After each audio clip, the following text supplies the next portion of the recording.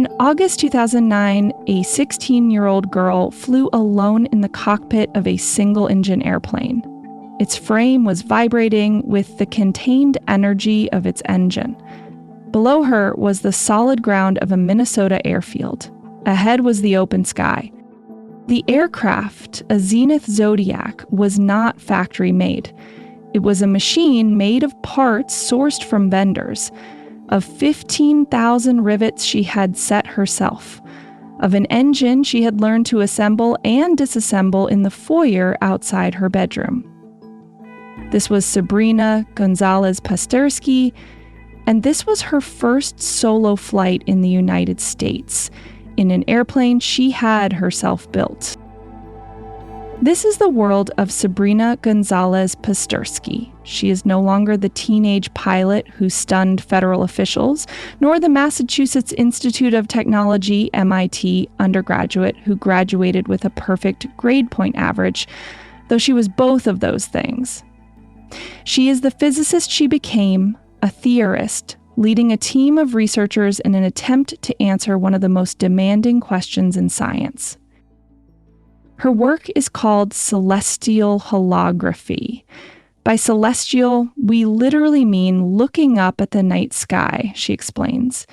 How do you encode the physical universe as a hologram?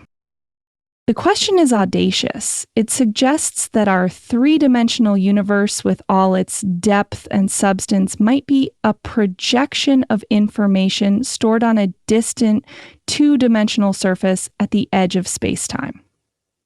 To pursue such an idea requires a high degree of rigor and intelligence, qualities she has demonstrated throughout her life.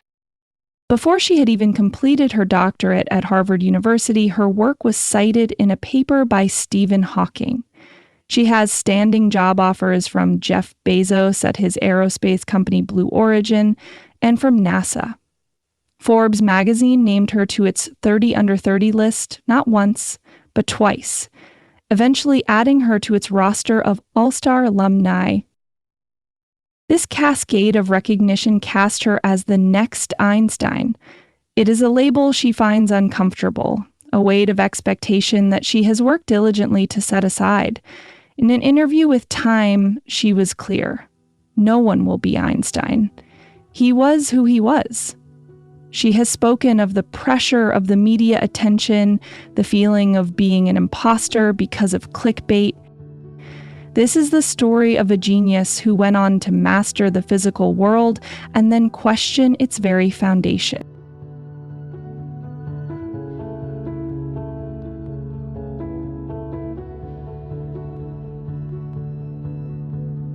Sabrina Gonzalez Pasterski was born in Chicago on June 3, 1993, a first-generation Cuban-American who describes herself as a proud Chicago Public Schools alumna. Her father, Mark Pasterski, an attorney and electrical engineer, created an environment where curiosity was a valuable tool. From an early age, her path was set by a direct, hands-on engagement with the world. She attended the Edison Regional Gifted Center and later the Illinois Mathematics and Science Academy, IMSA, institutions that provided a formal structure for an intellect that was already building its own curriculum. That curriculum was centered on aviation. It began with flight lessons at age 9. At 10, she had moved beyond toys, but was thinking of rebuilding an airplane engine in her home. By 12, she had started assembling a kit aircraft in her father's garage. The project was a physical and financial undertaking, funded in part by the sale of the family's Corvette.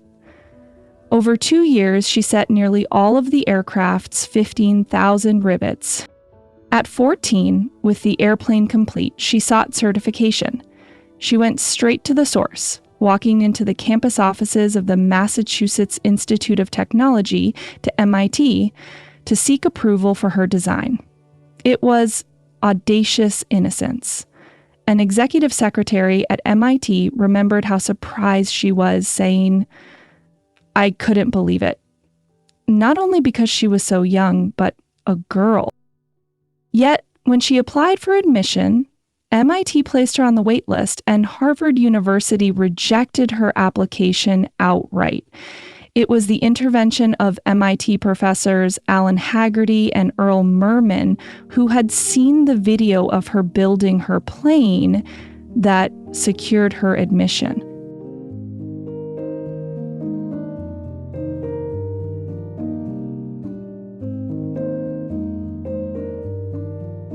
Pasterski entered MIT in 2010 at the age of 17. She completed her undergraduate degree in physics in 3 years, graduating with a 5 GPA, the highest score possible, and became the first woman in 2 decades to finish at the top of MIT's physics program. Her academic achievements clearly indicated her intellectual ability, but a more significant change was occurring internally. Her childhood dream was aerospace. She pursued it through internships at Boeing, Phantom Works, and NASA's Kennedy Space Center. These were opportunities to work at the forefront of the industry that had fascinated her. However, the experience led her to reevaluate. The practical work of engineering, building, and testing spacecraft no longer satisfied her curiosity. The main question had shifted. It was no longer how to build a machine that could fly, but why flight was possible at all according to the fundamental laws of nature.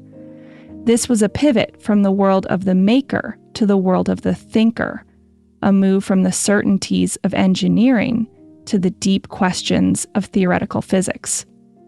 Years of pushing the bounds of what she could achieve led her to physics. In 2014, she began her doctoral studies at Harvard, working under the physicist Andrew Strominger at the Center for the Fundamental Laws of Nature. She made an immediate impact. Her first paper was accepted by the Journal of High Energy Physics, a highly reputed journal. Her second was chosen as an editor's suggestion in Physical Review Letters, a distinction for a graduate student.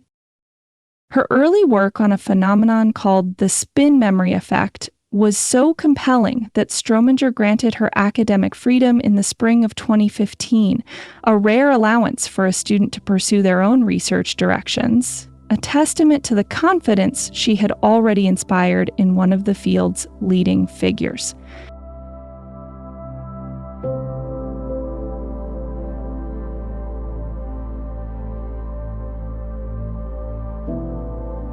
To understand the work of Sabrina Pasterski is to approach the very edge of human knowledge.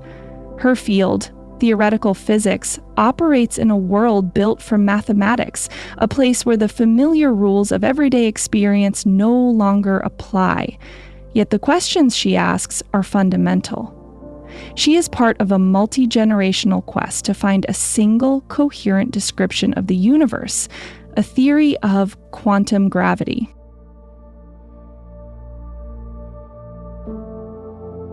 Modern physics rests on 2 colossal achievements. The first is Albert Einstein's theory of general relativity, which describes the universe on the largest scales. It is the theory of gravity, of planets, stars, and galaxies. It pictures space-time as a dynamic, flexible fabric, warped and curved by the presence of mass and energy. The second is quantum mechanics, the theory of the very small. It governs the bizarre world of atoms and subatomic particles, a world of probabilities and uncertainties where particles can also behave like waves. Both theories work perfectly in their own domains. The problem is that they contradict each other. When physicists try to describe situations where both theories should apply, such as inside a black hole or at the moment of the Big Bang, the mathematics breaks down. The ultimate challenge in contemporary physics lies in discovering a single theory that can unify the 2 existing descriptions of the universe. Pasterski's work offers a new and powerful line of attack on this problem.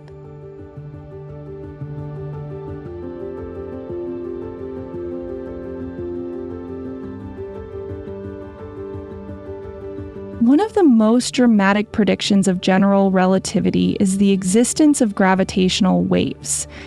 Imagine space-time as a vast, stretched trampoline. When a massive object like a bowling ball is placed on it, the trampoline sags. Now, imagine two massive objects, like two black holes, spiraling into each other and colliding. This cataclysmic event would send out ripples across the trampoline. These ripples in the fabric of space-time are gravitational waves. For decades, it was thought that after the ripple passes, the fabric of space-time returns to its original state. But in the 1970s, physicists realized this was not the whole story. The passing wave leaves behind a permanent change, a stretch or a distortion in the positions of objects. This lasting alteration is known as the displacement memory effect. It is as if the wave leaves a permanent scar on space-time. In 2014, Pasterski and her colleagues at Harvard discovered a new type of memory. If the displacement memory is a permanent stretch, the spin memory effect is a permanent twist. It is caused by the angular momentum or spin carried away by the gravitational waves themselves. This discovery, which predates the first direct detection of gravitational waves by LIGO, offers a new way to observe the universe's most extreme events.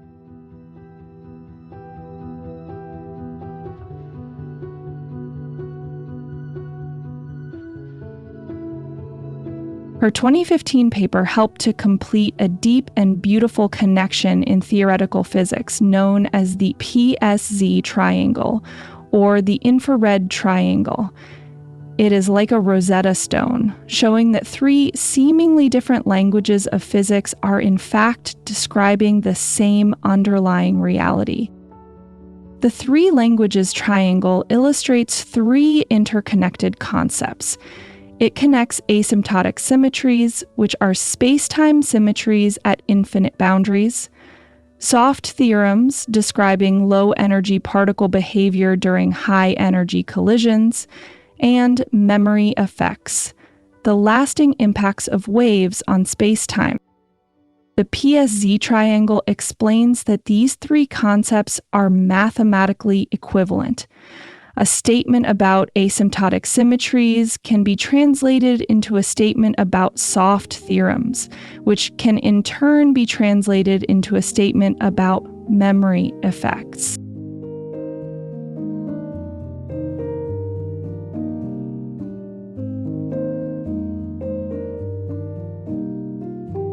The young physicist from Chicago quickly gained worldwide recognition.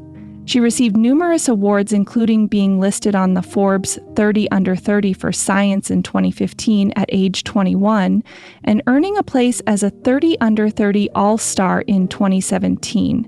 She was also awarded a Distinguished Hertz Foundation Fellowship. Job offers soon followed from Jeff Bezos' aerospace firm Blue Origin and NASA. 1. The most significant moment of recognition came in early 2016, when Stephen Hawking cited her 2015 paper on the PSZ Triangle. For a young physicist, a citation from a figure of Hawking's stature was an unbelievable validation. It placed her work firmly in the mainstream of the search for the next great physical theory. This attention, however, came with a heavy burden, the label of the next Einstein. She was aware that the media had sensationalized a captivating story about the girl who built an airplane, the first-generation Cuban-American, the Harvard prodigy, and had created a myth that overshadowed her actual scientific achievements. Her response was not to embrace the myth, but to work harder to justify the attention. She studied doubly hard to earn her physics chops and forestall criticism that she was overhyped.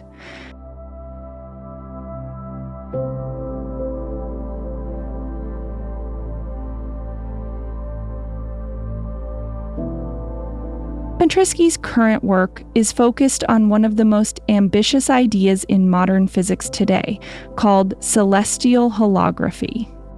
A hologram, like the one on a credit card, is a flat, two-dimensional surface that contains all the information needed to project a three-dimensional image.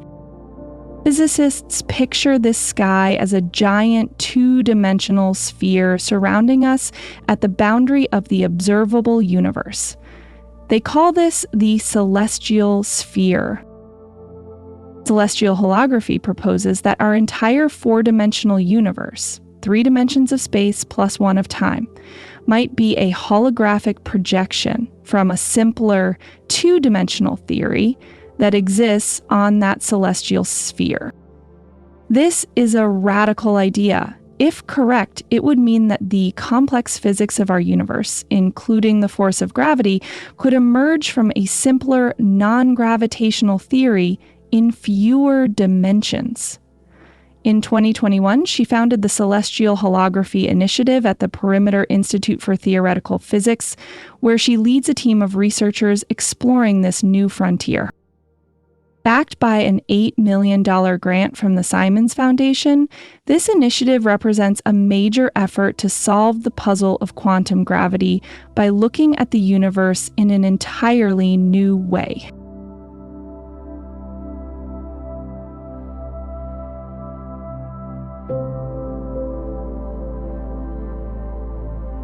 In an age of constant digital connection, Sabrina Pasterski is an anomaly. She has no Facebook, LinkedIn, or Instagram account and does not own a smartphone.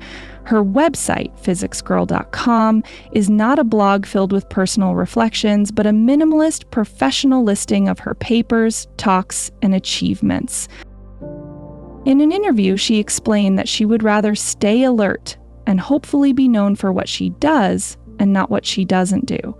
As she puts it, physics itself is exciting enough. It's not like a 9-to-5 thing.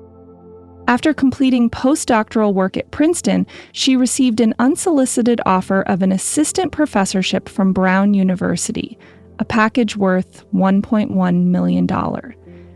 She turned it down.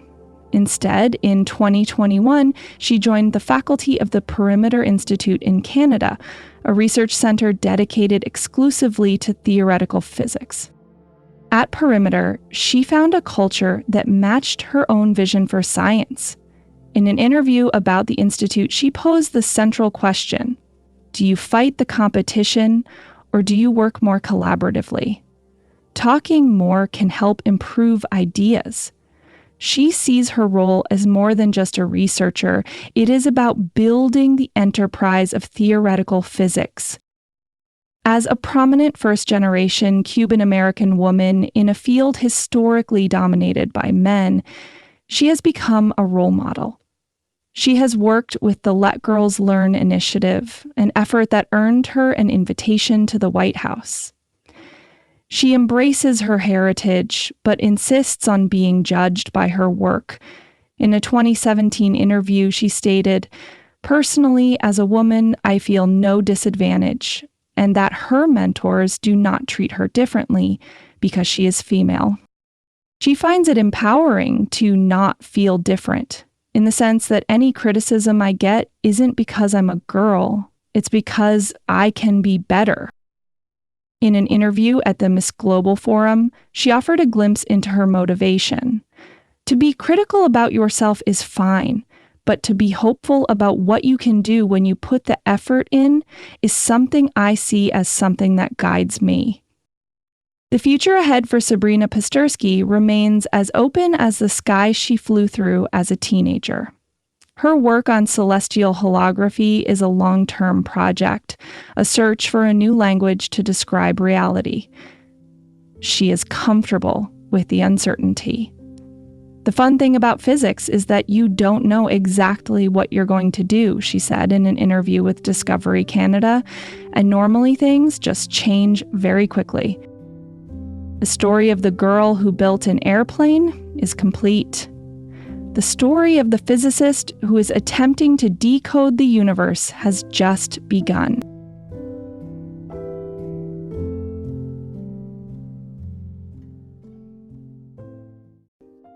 In 1998, a 9-year-old, Netta Engelhardt, had recently moved with her family to Boston. New to America and not yet fluent in English, she worked her way through Stephen Hawking's A Brief History of Time. For many, the book is a notoriously challenging introduction to the cosmos. For Engelhardt, it was a map to her own future. The pages illuminated the grandest questions of existence, from the birth of the universe to the enigmatic nature of black holes. It was here that she first encountered the central paradox of modern physics, a deep, persistent conflict between the universe's two great theories, general relativity and quantum mechanics, that Hawking himself had authored. The book did not contain the solution, only the magnificent contours of the problem, but it was enough. As she would later recall in an interview with MIT News, where does the universe come from? What are the fundamental building blocks? Those are questions, she realized, she just wanted to know the answer to. And from that point on, she wasn't just set on physics. She was set on quantum gravity at 9. This early encounter set the trajectory of a career. Engelhardt, now a physicist at the Massachusetts Institute of Technology, or MIT, has become a leading figure in a new generation of thinkers who have, in the last several years, sought to solve one of the greatest paradoxes in physics. Even at a young age, she has already made discoveries that led her to win the prestigious New Horizons in Physics Prize, also known as the Oscars of Science, and the Gribov Medal.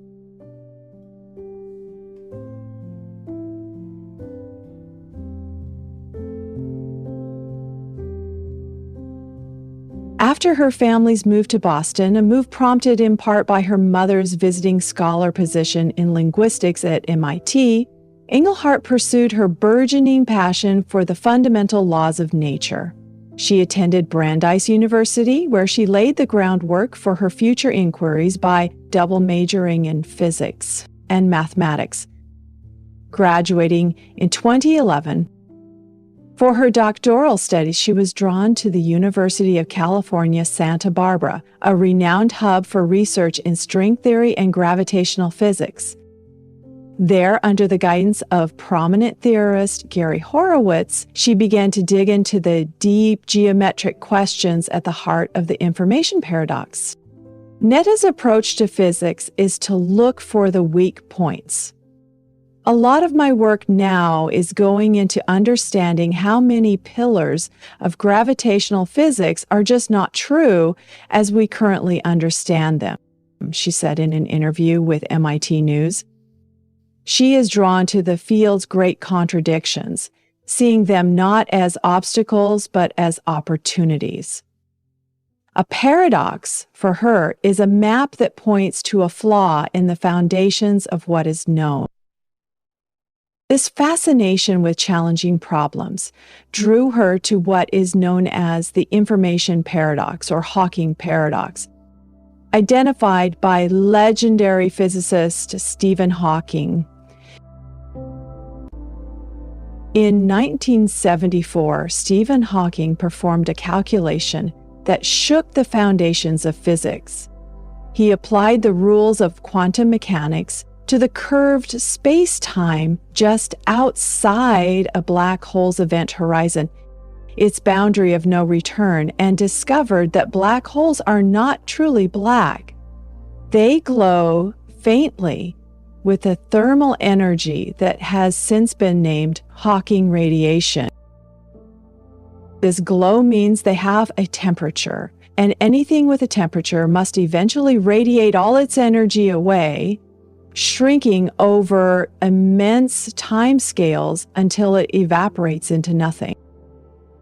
This evaporation created a problem, the black hole information paradox. The conflict arises from a direct collision between two pillars of physics. On one side stands quantum mechanics, whose laws have been well tested. A core tenet of the quantum world is unitarity, the principle that information about the present state of a system is never truly lost. It can be scrambled, hidden, or impossibly difficult to decode, but it must, in principle, be preserved. Imagine you had a diary and you set it on fire in the lab. According to unitarity, if you knew the fundamental dynamics of the universe, you could take the ashes and reverse engineer them to see the diary and its contents. The story is still there, just written in a language of smoke and ash. On the other side is general relativity, Einstein's theory of gravity, which describes black holes as cosmic prisons. Anything that crosses the event horizon, a star, a planet, a diary, is pulled inexorably toward a central singularity, a point of infinite density where the laws of physics break down. The information contained within that object, according to relativity, is severed from the outside universe forever. Hawking's calculation brought these two theories into open war. He found that the radiation leaking from a black hole is purely thermal, meaning it is random and carries no information about what fell in. A black hole formed from a collapsed star would radiate in exactly the same way as one formed from a trillion encyclopedias. When the black hole finally vanishes, the information it consumed appears to vanish with it, violating the quantum mandate of unitarity. For nearly half a century, physicists were left with an impossible choice. Either quantum mechanics was wrong or general relativity.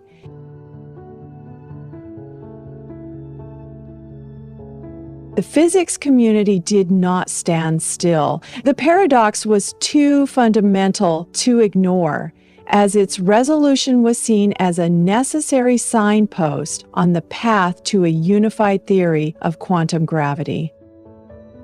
Early proposed solutions were often unsatisfying. One idea posited that a black hole might not evaporate completely, leaving behind a tiny, information-rich remnant. But this raised more questions than it answered, and there was no accepted mechanism that would halt the process of evaporation. The first conceptual breakthrough emerged from a radical new perspective on space itself. In the 1990s, physicists Gerard T. Hooft and Leonard Susskind formulated the holographic principle. They were inspired by the thermodynamics of black holes, which showed that the amount of information a black hole can contain, its entropy, is proportional not to its volume, but to the surface area of its event horizon. This was a startling discovery. It suggested that the information describing a three-dimensional volume of space could be thought of as encoded on its two-dimensional boundary, much like a three-dimensional image is stored on the two-dimensional surface of a hologram. The holographic principle proposed that this wasn't just true for black holes, but for the universe itself. It implied that the information about what falls into a black hole might not be lost in the interior, but could be imprinted and stored on the fluctuating surface of the event horizon. This idea, while abstract, provided a powerful new framework. It suggested that the information wasn't being destroyed, but was perhaps being held in a place where it could theoretically be retrieved. The stage was set for a new calculation, one that could account for this holographic information and check if it escaped with the black hole's radiation. The question was no longer just if the information survived, but how to prove it. For 2 decades, the information paradox remained a theoretical stalemate. Then in 1993, the physicist Don Page, a former student of Stephen Hawking, drew a map for a way out. Mr. Page argued that if information is truly conserved, the entropy of the radiation escaping a black hole must follow a specific path. Entropy can be thought of as a measure of ignorance about a system. At first, as the black hole radiates, our ignorance grows and the entropy rises. But Mr. Page reasoned if the information is escaping, at some point the radiation must start revealing secrets about the black hole's interior. As more information gets out, our ignorance should decrease and the entropy should fall. The resulting graph, a V-shaped trajectory now known as the Page curve, became the definitive target for any potential solution. It stood in stark contrast to the straight, ever-rising line of entropy predicted by Hawking's original calculation. For nearly 30 years, no one could produce a calculation from a theory of gravity that reproduced the Page curve. In 2014, as a 25-year-old Ph.D. student at the University of California, Santa Barbara, Ms. Engelhardt and her colleague Aaron Wall developed a formula to account for small quantum effects on gravitational entropy. The formula was centered on a concept they called the quantum extremal surface, an invisible boundary inside space-time. At the time, it was a piece of pure theory, a tool of great precision without an obvious application. That changed in the spring of 2019. At Princeton University, Ms. Engelhardt and her collaborators realized this surface was the missing piece of the puzzle. They applied the formula to an evaporating black hole and found something remarkable. Early in the black hole's life, their calculation matched Hawking's prediction, with entropy steadily rising. But then, at the exact moment the Page curve predicted a downturn, a point now called the Page time, a new quantum extremal surface suddenly appeared in their equations. This new surface was deeper inside the black hole and had a smaller area. According to the rules of their formula, this smaller surface became the dominant one to use in the calculation. When they used it, the entropy of the radiation abruptly changed course and began to fall, perfectly tracing the downward slope of the Page curve. This was a very dramatic moment, Mr. Engelhardt recalled. Everyone was working around the clock to try to figure this out, not really sleeping at night because we were so excited.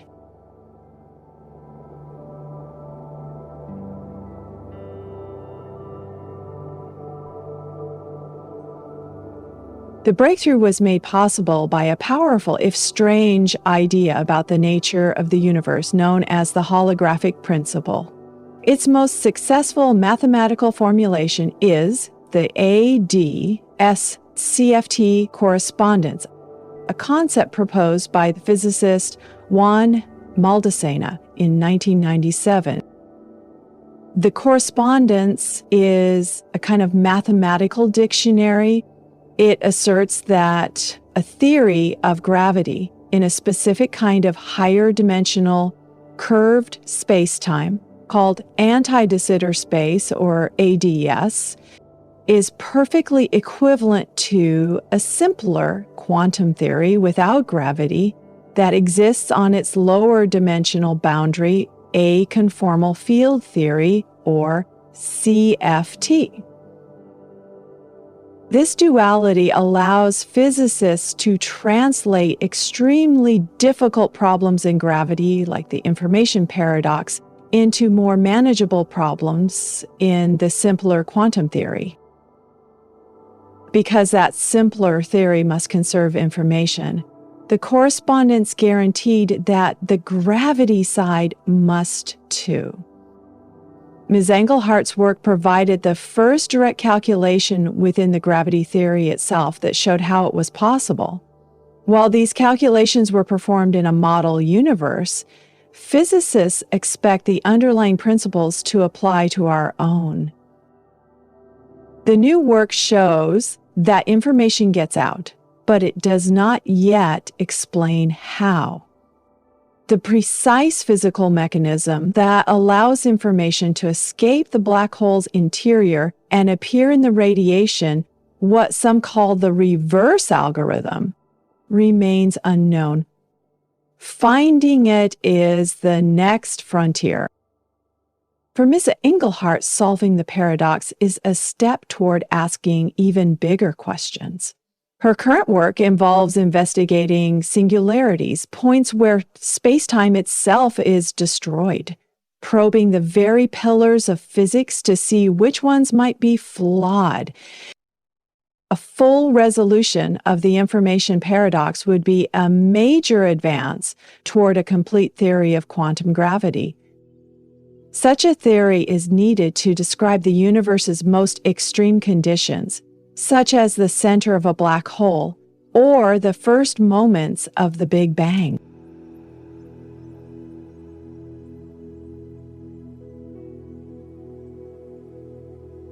Ms. Engelhardt's journey has come full circle. From a child captivated by a puzzle posed by Stephen Hawking to a physicist who provided a crucial part of its solution. Her work and that of her collaborators represents the achievement of a new generation of theorists building on the foundations laid by their predecessors. But this intense intellectual life is not all-consuming. She talks about her passion for swing dancing, a hobby that requires precision, timing, and connection. It offers a counterpoint to the solitary, abstract work of a theoretical physicist. For her discovery, Ms. Engelhardt was awarded the 2021 New Horizons in Physics Prize for calculating the quantum information content of a black hole and its radiation. It is the most reputed prize in physics after the Nobel Prize and is considered the crowning achievement for young researchers. In 2023, she received the Gribov Medal for her groundbreaking contributions to the understanding of quantum information in gravity and black hole physics. The work continues, driven by the same curiosity that started it all.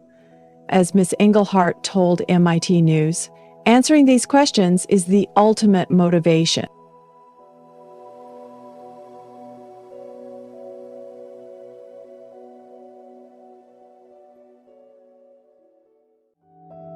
Late on a clear summer night in Ontario, a 10-year-old girl stepped out of her tent and froze, spellbound by the glittering expanse overhead. Sarah Seager had never seen so many stars. My first memory of the stars is stepping out of the tent in the middle of the night while camping and looking up. I saw so many stars. Why hadn't anyone told me about this? She would later recall. But wonder soon met challenge. Her parents' divorce left her shuttling between a cramped Toronto rooming house and weekend escapes north with her father. At home, a dismissive stepfather quashed her early attempts at curiosity. I don't know if I would be successful if I hadn't been so beaten down, she admits today. From that astonished child to a pioneer of exoplanet discovery, Sarah Seager's story is one of unyielding curiosity, bold ideas, setbacks turned into springboards, and a resilience that has carried her through both professional storms and personal loss. In this episode, we chart her journey from cramped Toronto rooms to Harvard classrooms, from the cutting edge of atmospheric spectroscopy to the deep silence of space missions. This is a narrative not just of breakthroughs in science, but of a singular individual who followed a bright spark into the unknown. Sarah Seager was born in 1971. From the start, her home life was a patchwork of stability and upheaval. When her parents divorced during her elementary years, Sarah found herself navigating two very different worlds. On weekdays, she and her sisters lived in a cramped Toronto rooming house with their mother and a monster stepfather who brooked no mischief or questions. Sarah learned early to tread lightly, hiding her burgeoning curiosity under a carefully constructed armor. Yet come Friday afternoon, she would throw open her backpack, abandon school books, and race to her father's car for the 80-mile drive north. There, beside quiet lakes and dense pines, a different Sarah emerged.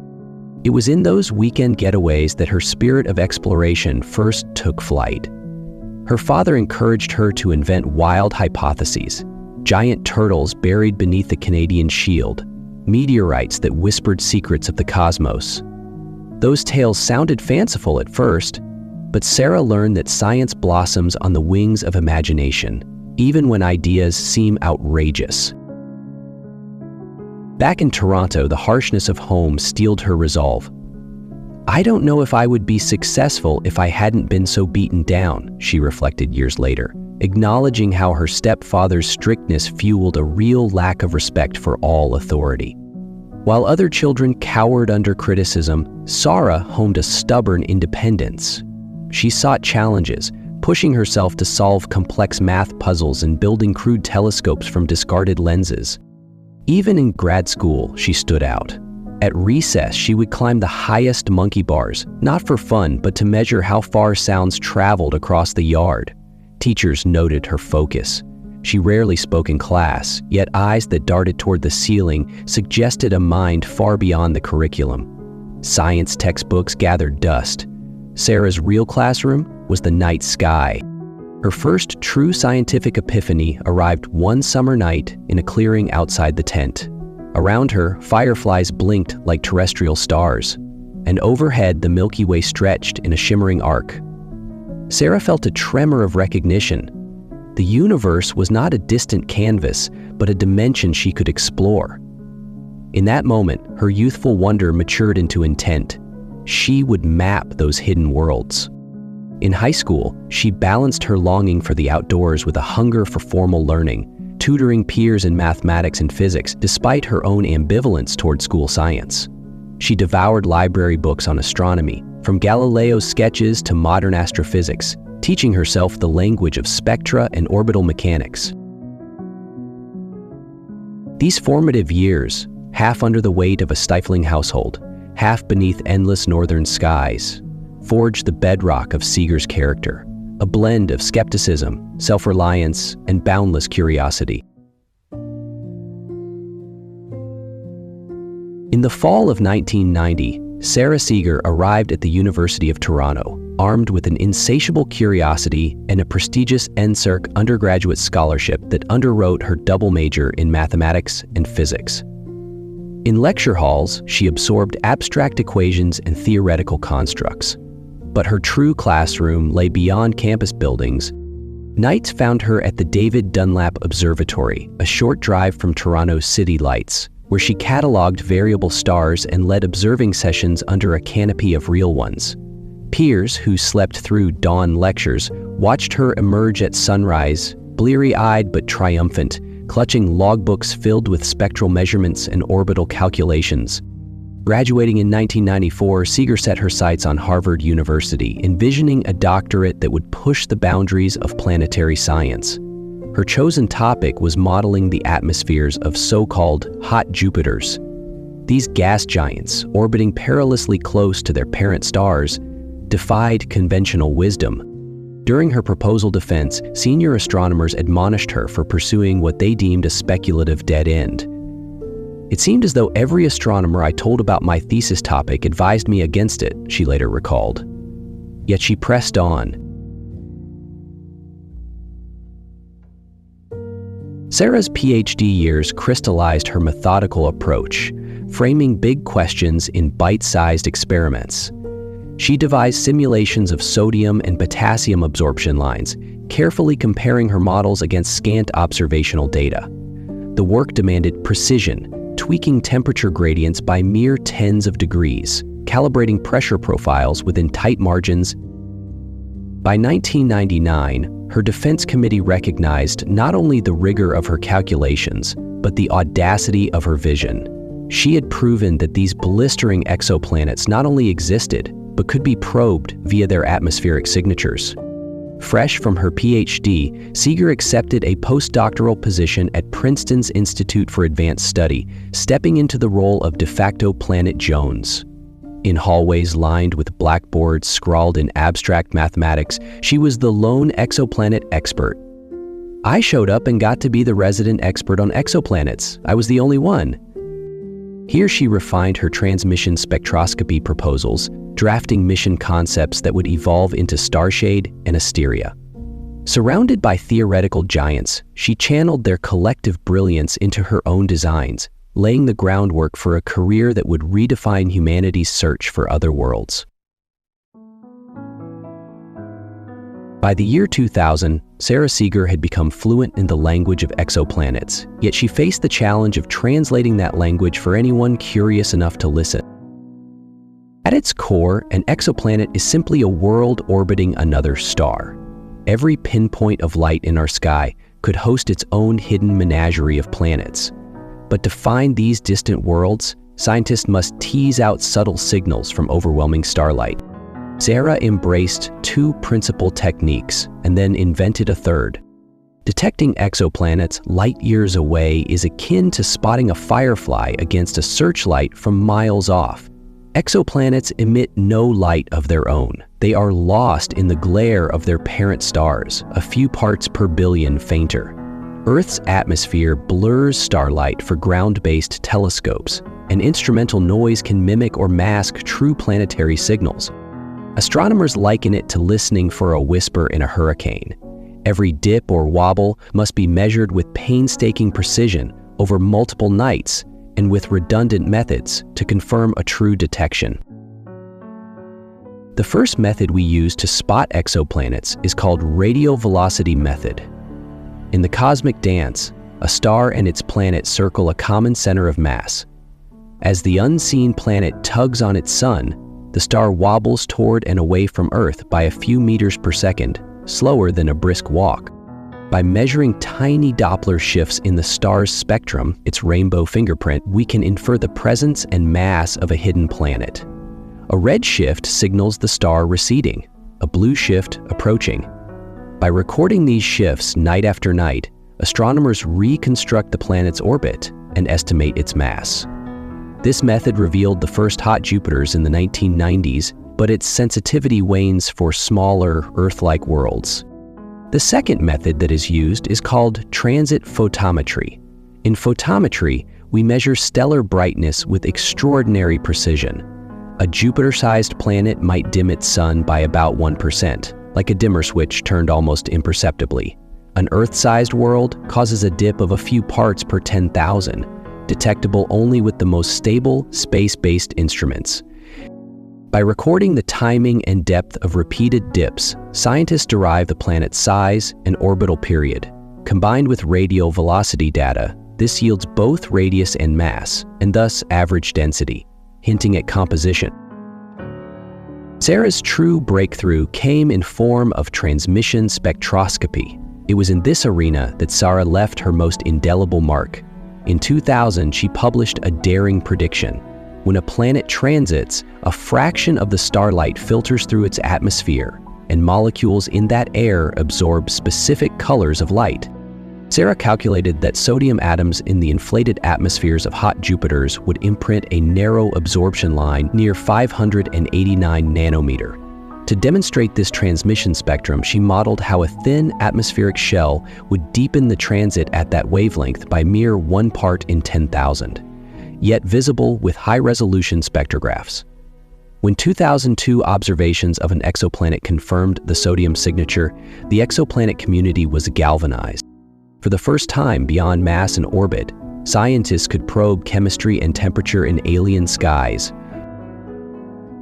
Sarah compares atmospheric scale height, the vertical distance over which pressure decreases by a factor of E, to how puffed up a balloon appears when you blow it up, more or less. In planetary terms, a puffy atmosphere produces stronger absorption features. By measuring the amplitude of those features, we could infer the planet's gravity and, indirectly, its mass. But Sarah did not stop at theory. She designed mission concepts to make direct imaging and atmospheric monitoring routine. Starshade is a sunflower-shaped disk, tens of meters across, flying tens of thousands of kilometers ahead of a space telescope. By blocking stellar glare with razor-sharp edges, the starshade creates an artificial eclipse, revealing dim Earth-like planets otherwise lost in the sun's halo. Asteria CubeSat is a few kilogram heavy marvel that demonstrated that a shoebox-sized satellite could achieve ultra-stable pointing and photometric precision, opening the door to large constellations of low-cost planet hunters. Sarah foresaw how NASA's Transiting Exoplanet Survey satellite would find the brightest, most easily studied transiting planets around nearby stars. Then, with the James Webb Space Telescope's infrared eyes, astronomers could capture detailed transmission and emission spectra, searching for water vapor, methane, or even oxygen biogenic byproducts. Through patient step-by-step modeling, rigorous observation, and visionary mission design, Sarah Seager has united theoretical astrophysics and practical engineering into a new science of distant worlds. Her work transformed exoplanets from speculative into measurable, characterizable worlds, ushering in an era when the atmospheres of extrasolar planets are finally within the reach of our understanding. Sarah Seager's groundbreaking work has garnered a cascade of prestigious honors, each reflecting a milestone in the evolution of exoplanet science. In 2007, the American Astronomical Society awarded her the Helen B. Warner Prize, recognizing her early innovations in atmospheric characterization techniques. This award, historically given to promising young researchers, underscored how her modeling of transmission spectra had already begun transforming theoretical concepts into observable signals. By 2007, Sarah had joined the Massachusetts Institute of Technology as an assistant professor, and in 2010, she earned tenure, becoming one of the youngest tenured faculty members in MIT's Department of Earth, Atmospheric, and Planetary Science. 5 years later, in 2012, she accepted the Raymond and Beverly Sackler Prize in Physical Sciences for her precise measurements of extrasolar atmospheres. The Sackler, awarded for extraordinary contributions to astrophysics, singled out her prediction and subsequent confirmation of sodium absorption lines, an achievement that elevated exoplanetary research from cataloging orbits to probing chemical compositions. In 2013, Seager was named a MacArthur Fellow, often dubbed the Genius Grant. This unrestricted fellowship acknowledged her theoretical work on biosignature gases and fueled her pursuit of novel mission concepts such as the Starshade and Asteria CubeSat. Her 2020 investiture as an Officer of the Order of Canada recognized both her scientific leadership and her mentorship of a new generation of astrophysicists. Canada's highest civilian honor signified national pride in a researcher whose childhood fascination had blossomed into international influence. Finally, in 2024, the Kavli Prize in Astrophysics, the field's equivalent of a Nobel, celebrated her pioneering role in exoplanet atmosphere characterization. Seager's methodologies now underpin every major exoplanet mission and inspire emerging scientists around the world. Beyond these research honors, Seager's talent as a science communicator and author has also been widely recognized. She authored 2 foundational textbooks, Exoplanet Atmospheres, Physical Processes and Exoplanets, and her 2020 memoir, The Smallest Lights in the Universe, won both the Los Angeles Times Prize for Science and Technology and the Harvard Book Prize in Astronomy. Her clear, engaging writing has been celebrated in Popular Science, Discover Magazine, Nature, and Time Magazine. In her memoir, she recalls an epic canoe journey through Canada's rugged north, portaging through mist-shrouded lakes, paddling under endless twilight, and sharing campfire conversations that led her to Michael Weverich, her first husband. As her star in academia ascended, grant awards, lectureships, a growing team of students, Sarah navigated the delicate balancing act of motherhood and early professorship. She often joked that childcare was her most unconventional research expense, and spoke candidly of nights spent on calls with colleagues in Europe while her toddler slept upstairs. In 2011, the trajectory of her life shifted with wrenching suddenness. Michael received a stage 3 cancer diagnosis just after their 40th year celebration. Sarah described those months as an emotional roller coaster, punctuated by fleeting hope and devastating setbacks.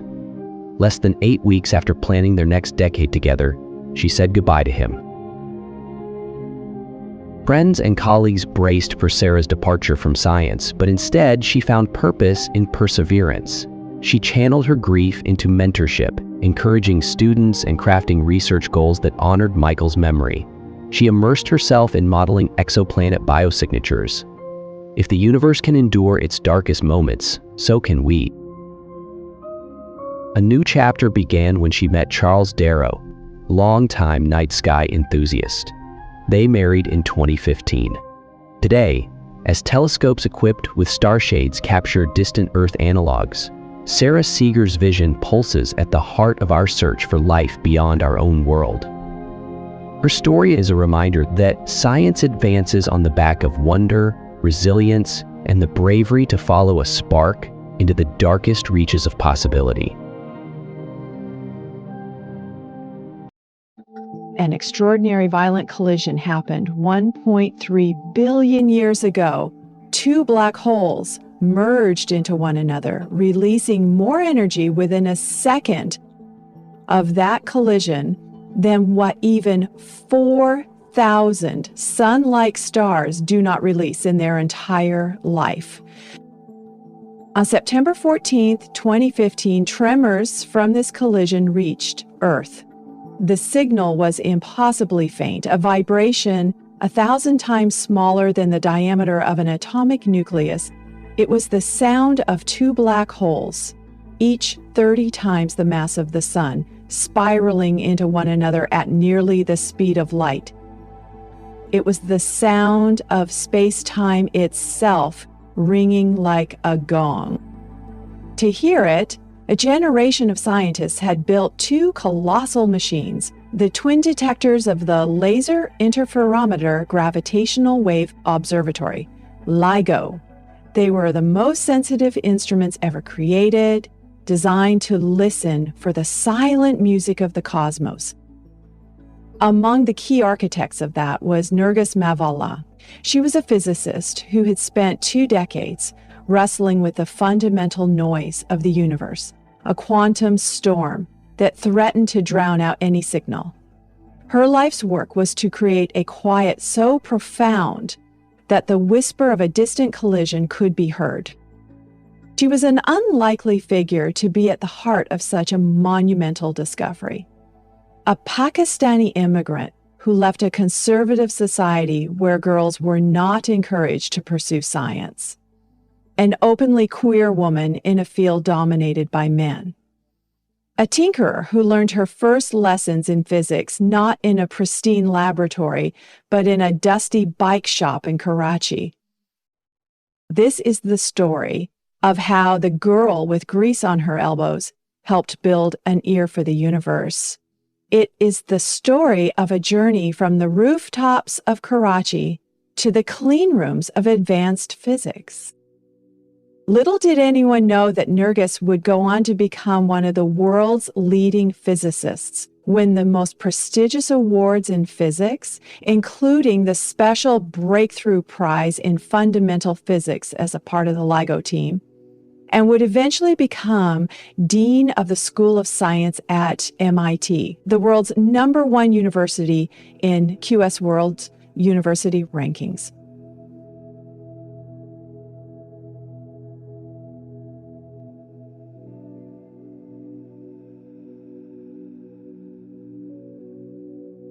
In the 1980s, Karachi in Pakistan was a city of tradition, a place where the paths for young girls were often clearly marked.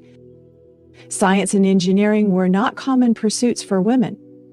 But inside the Mavalvala home, the rules were different. Her family was Parsi, a small religious minority in Pakistan.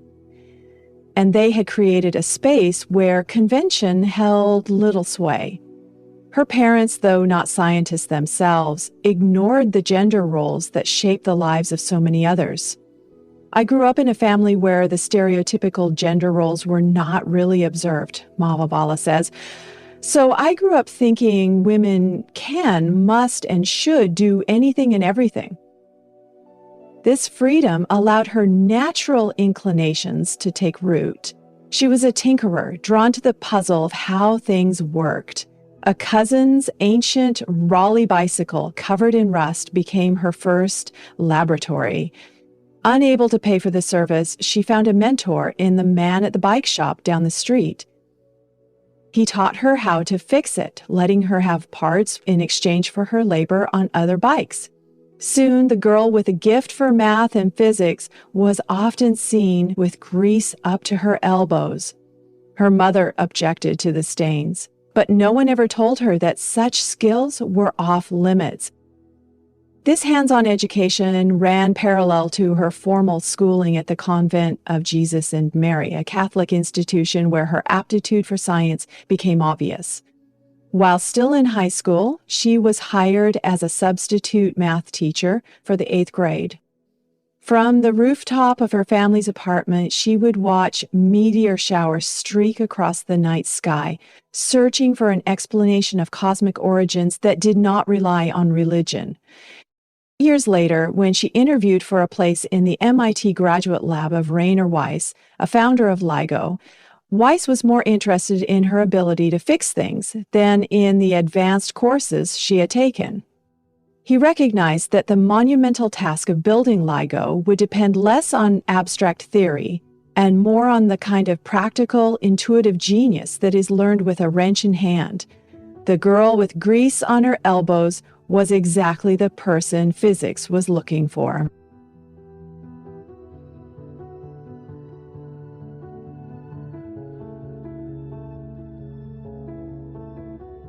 In 1986, Mavalvala left Karachi for the United States. She had been admitted to Wellesley College, a move made possible by a financial aid package she would later call the single, perhaps most life-changing event in my life. She arrived with what her physics professor Robert Berg described as a fearless, with a refreshing, can-do attitude. She immediately put her hands-on skills to work, helping Berg transform an empty room into a functioning laser laboratory. It was in that lab that she learned the most important lesson of her scientific career. She broke things. One day, trying to coax a little more power out of an expensive laser, she broke it completely. Instead of more power, I got zero power, she recalled. I was mortified. A short time later, she blew up an electronic circuit. But Berg's reaction was not anger. He was kind, encouraging, perhaps even a little amused. For Mavalvala, this was a revelation. The lab was a place where you could take risks, where you could push something to its limits, and where you could fail. It provided a safe landing after failure, an experience that she says would define my career as a scientist. That resilience would be tested at MIT, where she went for her Ph.D. She joined the research group of Rainer Weiss, one of the intellectual architects of the LIGO project. It was a high-risk choice. Her fellow graduate students warned her away from the project. The work was difficult, and she wondered if she would make it. She failed her Ph.D. candidacy exam. Then she failed it again. Many would have quit, but Mavalvala persisted. She kept pushing, learning from her mistakes, until finally she passed.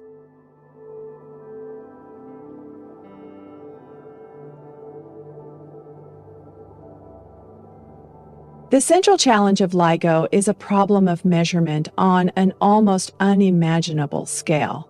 A passing gravitational wave stretches and squeezes the 4-kilometer arms of the detectors by a distance thousands of times smaller than a proton. The task is not just to build a ruler of exquisite precision, but to create a space so profoundly quiet that such a tiny motion can be perceived. At this scale, the universe is a storm of noise. The atoms of the detector's mirrors vibrate with thermal energy, and even if cooled to absolute zero, a more fundamental noise remains. The constant, effervescent hum of quantum mechanics. Mavalvalla's life's work has been to silence that storm. She is an architect of quiet.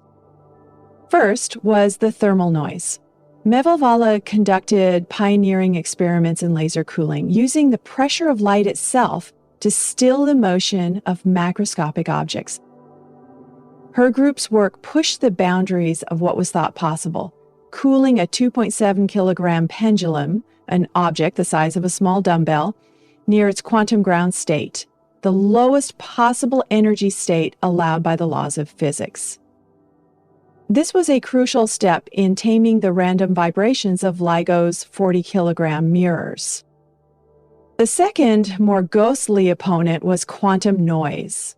The Heisenberg uncertainty principle dictates an inherent fuzziness to reality.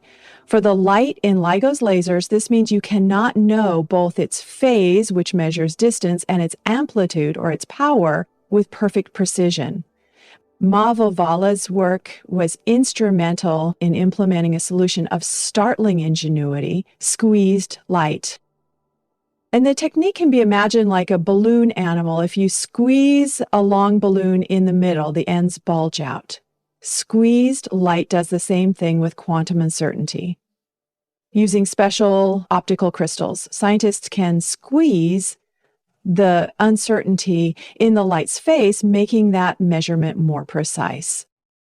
The cost, stated by Heisenberg, is that the uncertainty in its amplitude must increase. For LIGO, this is a brilliant trade. Mavalvala and her colleagues could dramatically improve the instrument's sensitivity by injecting squeezed light into the detectors.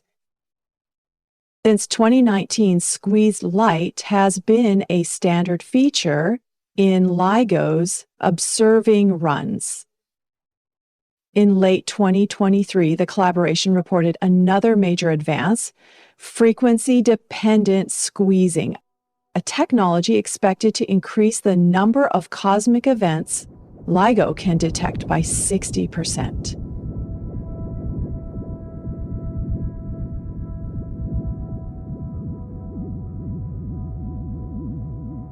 Nergis Mavalvala occupies a unique space in the world of science. She is a Pakistani immigrant in America, a member of the Parsi religious minority, a woman in a field long dominated by men, and an openly gay person. She describes herself as an out, queer person of color. Each of these identities makes her an outlier. Her coming out was an organic process, one that, she says, was met with support from her colleagues. She found that the same scientific community that gave her a safe landing after breaking a laser also provided a welcoming space for her to be herself. She has embraced her position as proof of possibility. Anybody should be able to succeed. Whether you're a woman, a religious minority, or whether you're gay, it just doesn't matter, she has said. Anybody should be able to do those things. In 2020, her journey reached a new apogee. She was named the Dean of the School of Science at MIT, the first woman to hold the position. In this role, her life's experiences have become her leadership philosophy. As Associate Head of Physics, she co-founded a Physics Values Committee to advise the department on respect, inclusion, and mentorship. She has worked to promote a more diverse student body. The woman who once said she tended to walk through barriers without noticing them is now in a position to dismantle them for the next generation. In her life and work, Nergis Mavalvala has shown that the deepest listening, whether to the whispers of the cosmos or the needs of a human community, begins with creating a space where every voice can be heard.